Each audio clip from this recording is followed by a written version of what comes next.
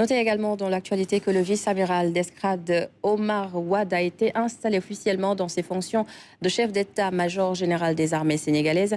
Il devient le premier marin à occuper cette station au sein des armées. Et parmi ses priorités, le parachèvement du format 2025, le renforcement de la posture sur le pivot Est ou encore la formation de ressources humaines de qualité. Moussa Mané.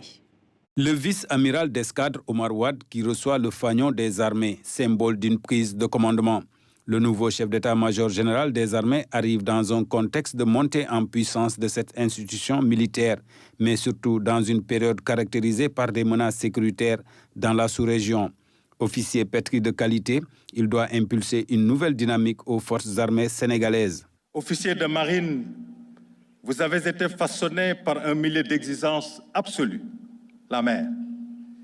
Les vertus acquises en servant dans ce milieu imprévisible et parfois hostile, à savoir anticipation, responsabilité, cohésion et humilité, vous seront également précieuses pour naviguer dans les temps agités que nous vivons actuellement.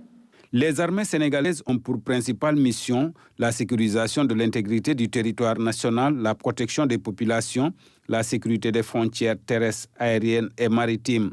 Pour mener à bien ces missions, il faut une vision des priorités. Actuellement, les armées se situent à une période charnière de fin de cycle de renforcement capacitaire avec la finalisation du format 2025 et d'amorce du plan de consolidation 2025-2029 visant à combler certains déficits.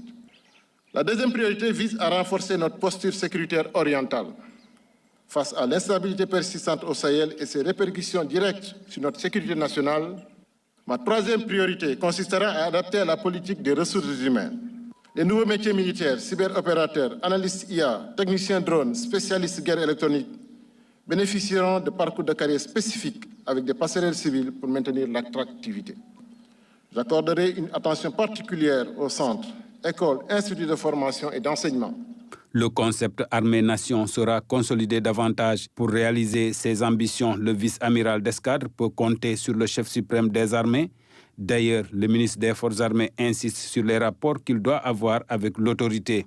Il est attendu de vous que vous éclairiez la décision politique avec rigueur et sans complaisance, en exposant avec clarté les menaces avec objectivité, l'état de nos capacités avec lucidité, les conséquences opérationnelles des choix envisagés.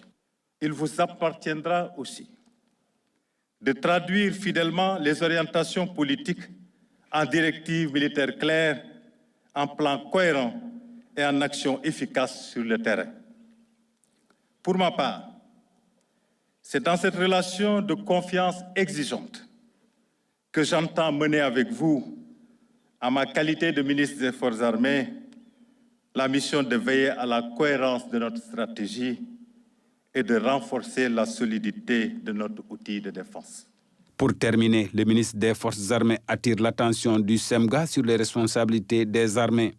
Des armées qui doivent avoir une discipline, une rigueur, un esprit républicain, un sens du devoir, des fondements de l'institution militaire auxquels le chef d'état-major général des armées doit veiller en tout temps et en tout lieu.